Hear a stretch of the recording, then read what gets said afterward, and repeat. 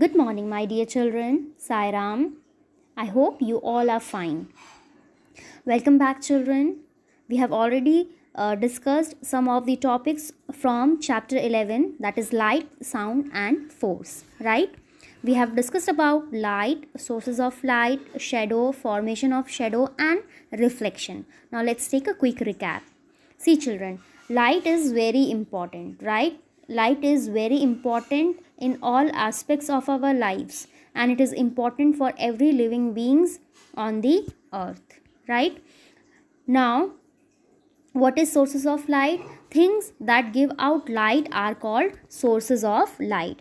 Things that give out light are called sources of light, and there are two types of sources of light are there. One is natural light and the other one is artificial light. Natural source of light is sun, right? Sun is the main source of natural light, right? And it is the most important sources of energy for life on earth.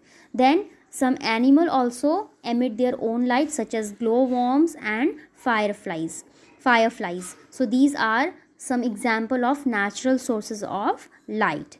Then comes artificial source of light, that is your burning wood, candles, electric lamps, electric bulb, tube light. These all are artificial sources of light, right? Artificial sources of light. Then we have discussed about luminous and non-luminous object. Luminous object is if light is emitted by object, the object is called luminous object, like torch, sun, firefly, and bulb filament.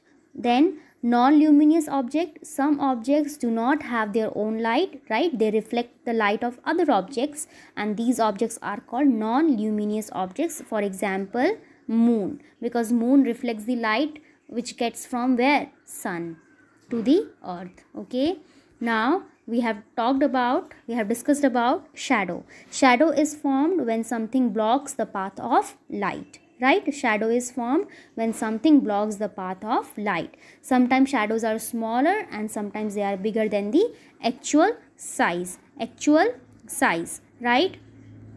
Then we can see different objects only in the presence of light, right? We can see, children, eyes we are having. Okay, if I will say from where you see, you all know that we see from our eyes, because eyes helps us to look around or to see. But what happens, children, at night time when there is no light, then also you are able to see the object?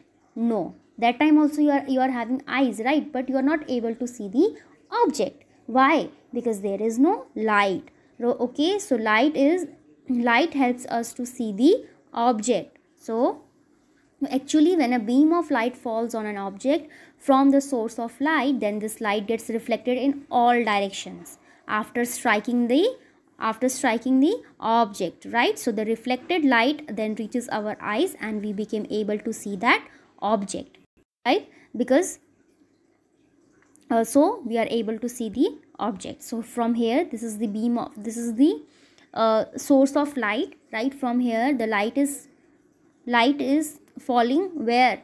On the object, and from here the rays, you can say, or the beam, you can say, it spreads out in all the directions, and because of this bouncing back of light, right, this is known as what? Reflection. Bouncing of light by an object is called reflection. So because of this we are able to see this object, we are able to see the object. So bouncing of light by an object is called reflection, Now today we will going to discuss about sound, vibration, noise, force and energy. Now what is this, children? Ear, right? Now if I will ask that you hear from where? Yes, you all know ears helps us to hear the sound. But now what is this sound, children, and how this sound is produced? Sound is created when something vibrates.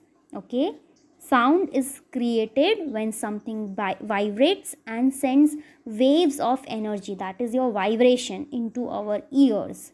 Because of that we are able to hear. Okay, sound is created when something vibrates and sends waves of energy, that is vibration, into our ears. So see children, you are walking, speaking, listening, seeing, these all is related to, or these all are connected to signs, right? So sound is created when something vibrates and sends waves of energy into our ears. Sound is produced by moving back and forth very fast. Okay, sound is, when sound is produced, moving back and forth very fast, sound is produced. Sound changes depending on how fast or slow an object vibrates to make sound waves. Okay, sound changes depending on how fast or slow an object vibrates to make sound waves. Pitch is the quality of a sound, high or low. Pitch means high or low, and depends on the speed of the vibrations. Okay, so when we hit the drum, membrane of drum vibrates, producing sounds. Okay, so when you hit the surface of the drum, the skin of the drum, what will happen? It will produce the sound. When we play a guitar, the string, you all have seen guitar, right? String on it makes to and fro motion and produces sound. Okay, sound produced by vibrating prong of tuning fork. Okay, so now let's see what is vibration. Vibration means quickly moving back and forth quickly. The vibration may be periodic or random. Periodic means in a same pattern, or random. Something that is vibrating, you have seen your phone also vibrating, right? So something that is vibrating may shake at the same time. Okay, may shake at the same time. So you can see here the skin of the drum vibrates when it is hit. Okay, you can hear the sound it makes. What you can do, in the skin of the drum you can put some, what you can do children, you can beat the drum first, then quickly you have to place some rice grains, as you can see in the picture here, rice grains. What will happen, the rice grains will start jumping. This is happening because of vibration. Okay, the drums start getting vibrates, so it start getting the rice grains start jumping. Okay, jumping. Now see children, sounds can be pleasant or some sounds can be unpleasant. Now what are pleasant sounds? Pleasant sounds can be defined as the sound which make us feel happy and are very pleasing to the ears, right? And it does not hurt our ears. Pleasant sounds are very pleasing and it does not hurt our ears. Example, sound of a river flowing, waterfall sound of guitar, chirping of bird. These sounds are pleasing to the ears and it doesn't harm or hurt our ears, right? Then comes unpleasant sounds. Unpleasant sound can be defined as a sound which irritate us and can cause headache. Okay, it is harmful also. Loud and unpleasant sound is called noise. Loud and unpleasant sound is called noise. Example, loud noise made by drills, firecrackers, thunder, aeroplanes and vehicles can damage your ears. Okay, it can damage our ears. So unpleasant sounds are very irritating, annoying, and it is also very harmful. It can damage our ears. Okay, now what you can see here children in the picture, you can see that one boy is pushing and another boy is pulling towards him. One is pushing and one is pulling. Now what is this pushing and pulling? See children, in our daily life we often use our muscles to pull or push things, right?